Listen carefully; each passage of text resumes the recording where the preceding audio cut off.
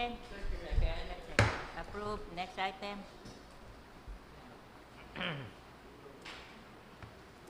The letter dated May 27, 2020 from Enjoy Realty and Development Corporation requesting reconsideration of the denied application for alteration of plans for Parkview Executive Town Homes.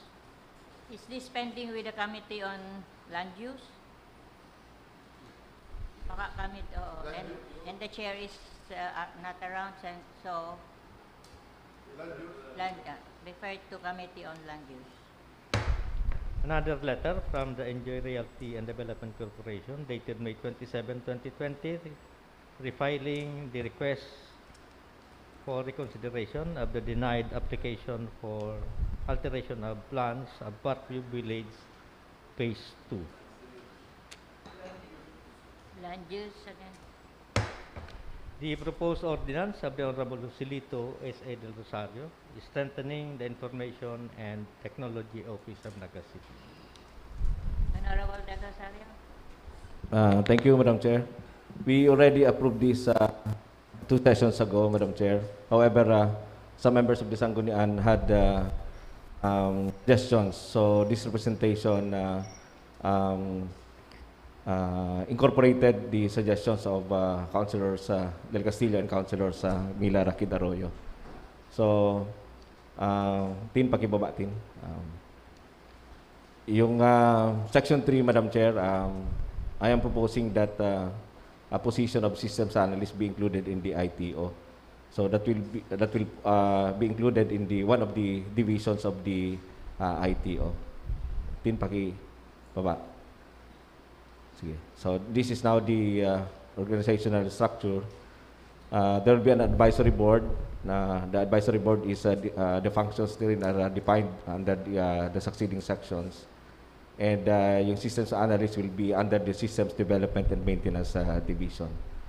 As to the manning and functional description, the city human resource and the city budget office, Madam Chair, will prepare the corresponding plantilla positions and funding requirements subject to civil service rules and regulations for our consideration next year, 2021. In the meantime, employees from other offices with the necessary training and understanding of IT shall be put together to work on the initial implementation of the ordinance based on the timeline to be recommended by the advisory board. And also in Section 6, Madam Chair, as I mentioned, Councilor Joe Perez and Councilor Oying Rosales, SP Chair on Committee on Trade and Industry and Committee on Appropriations, respectively, will act as co-chairs of the advisory board. And as requested by Councilor Bardemoro, the representative of the Naga City Visually Impaired Association, and I also included the Metro Peso manager and the city accountant and city assessor. What's important, Madam Chair, is as we discuss item number 1 of the unfinished business, the matters yung market, to assessor, to budget, to accounting, madali na lang yan mahiling kung iba na kita ng sistema talaga. So we will try to reinforce this by this through this ordinance, Madam Chair. So as to the functions, Madam Chair, tin pakibaba. So very important is the preparation of the information systems strategic plan for Naga City. And recommendation of necessary measures to ensure network connectivity and security.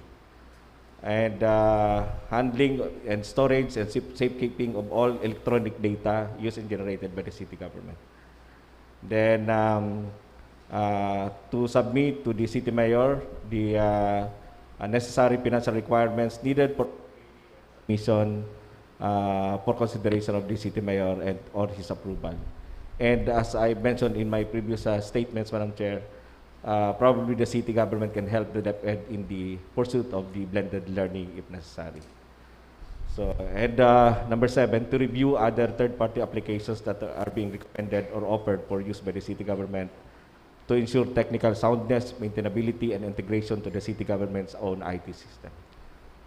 And with this ordinance, Madam Chair, we are requesting that the chair of the advisory board and the head of the information technology shall regularly report and update the Sangguniang Panlungsod on the matters taken relative thereto. So, Madam Chair, I move that we approve on third and final reading the proposed ordinance strengthening the Information Technology Office of Naga City. Any second? Okay, approved. Next item.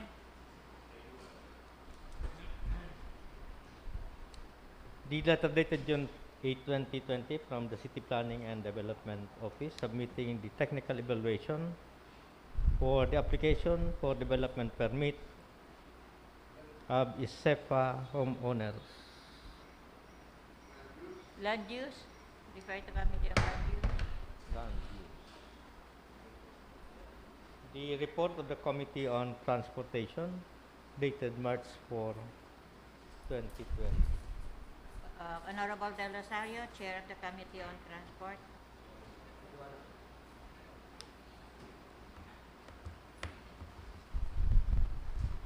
Again, good morning again, Madam Chair. May I request that the Committee on Transport report be acknowledged. Your report is acknowledged. This was made March 4. We had two public hearings for Balatas and Cararayan. As to the first item, yung public hearing for new Pajak Road for Luoban, Uswag at Zone 5 and 6 Balatas and Sitio Iwid. May I go directly to the disposition, Madam Chair. After a thorough consultation with the residents and the Barangay Council of Balatas on motion of Honorable Salvador del Castillo and collectively seconded by Honorable Albius, Honorable Beltran, by the way, Madam Chair, Councilor Beltran is turning 25 this June 13. So may lechon po daan sa lunch. Mr. Darilay, Mr. Cabantog, and Punong Barangay Galido, the body resolved to recommend to the Sangguniang Panlungsod passage of two resolutions. One, opening of 20 franchises of Pajak for Uswag Balatas Road, Zone 5, Balatas, Naga City. Number 2, opening of 5 units for Looban 2, Zone 5, Balatas. Ini pong, Madam Chair, for the information of everyone, ini pong 20 Pajak units, ini pong Uswag Balatas, sa likod po ni Cabral, dyan sa Balatas, pasiri po ni Duman sa Urban for Cuenta Duman, passing through Balatas Elementary School and yung community Duman. Kadakol na po itong maray. And mayo Duman na tultol na pagsasakayan. Kaya po anta pong magbugtak Duman ng linya. And hindi man pong sa Looban dos, iyo po ni si pasiring Duman sa dating Balatas dam site, si Palaog Duman. So we are opening 5 for that area. And number 3, to resolve for the Barangay Council to help in the drawing of lots in awarding the units to qualified residents. And the committee stated that the Pajak shall not traverse the main roads and highways. So with this, Madam Chair, I move that we adopt the said propositions. Second. Okay, approved. Thank you, Madam Chair. As to the next item, another public hearing conducted by the Committee on Transport last March 4 sa Cararayan Barangay Hall. Pasalamat po ako sa attendance kan mga barangay officials kan Cararayan headed by Punong Barangay Digoy Agravante. Ini mo po, Madam Chair, pertaining to yung trimobile para duman sa resettlement site na duman sa Palmera Village sa Longgigi. Medyo harayo po to, kadakol naman nakarelocate naman. Kaya may request man po duman na magbugtak ng linya, special road for the tricycle. So may I go directly to the disposition, Madam Chair? Proceed. The body, the Committee on Transport, resolved to recommend to you, the Sangguniang members, of the following. Number 1, to establish a separate trimobile road for Salonggigi, Palmera Village, Centro Cararayan, and vice versa. Number 2, to open 10, yun po ni sa agreement ni, subject sa ano po kang Sangguniang, new franchises for trimobile to service this road. Number 3, to request the Barangay Council to determine the appropriate waiting area for the trimobiles and the corresponding color of the units in consultation with the PSO. Number 4, to impose a fare matrix. And number 5, for the Trimobile Task Force together with the Barangay Council of Cararayan to recommend from among the applicants forwarded by the Least Economically Resilient Communities Office or LERC Office to the Sangguniang Panlungsod those to be awarded with the new franchise, provided they possess the following qualifications. Number one, bona fide residents of Cararayan, particularly of Sitio Palmera. Letter B, they have no adequate source of income, but only as a driver. And letter C, must have never been a franchise holder, nor has sold the rights thereto. So yun po si agreement during the public hearing held last March 4, 2020, before the COVID outbreak. So with this, Madam Chair, I move that the Sangguniang Panlungsod adopt the committee report of the Committee on Transport. I so move, Madam Chair. Any second? Okay, approved. Thank you, Madam Chair, and good morning. Okay, thank you, Honorable Del Rosario. Next item.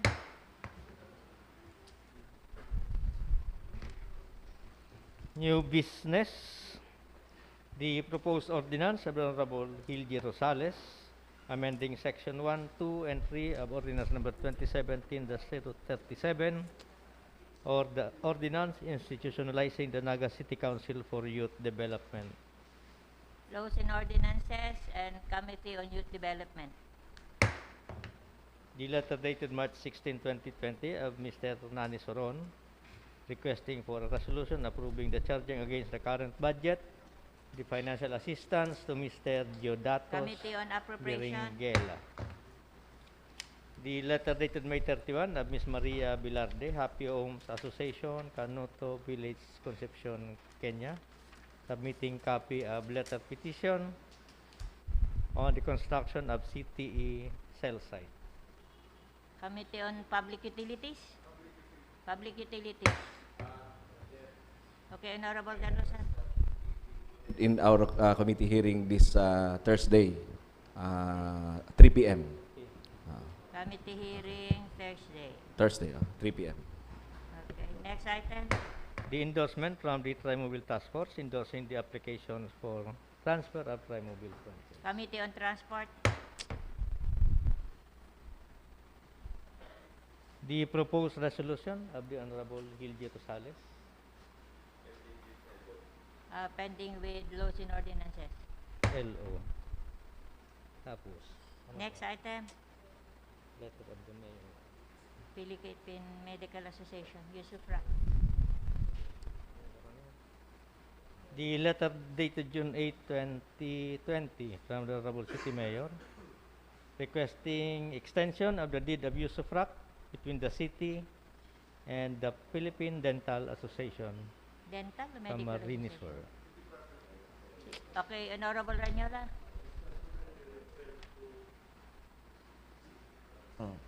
City Properties and Health. Health. City Properties and Health. So it's referred to City Properties and Health.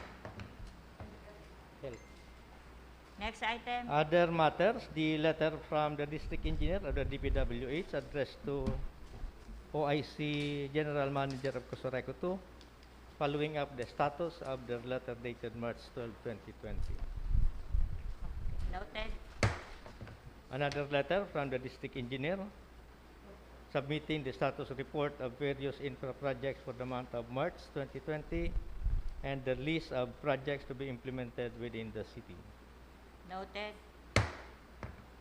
The letter from the DPWH District Engineer submitting the status report of various infra projects for the month of May 2020. Okay, noted. Next item. Nominal voting. Honorable Del Castillo. I move to transfer all resolutions in ordinances to nominal voting Any second? and move for its Next approval. item. Adjourn? Move to adjourn, Madam Chair. Okay, adjourn. Happy birthday!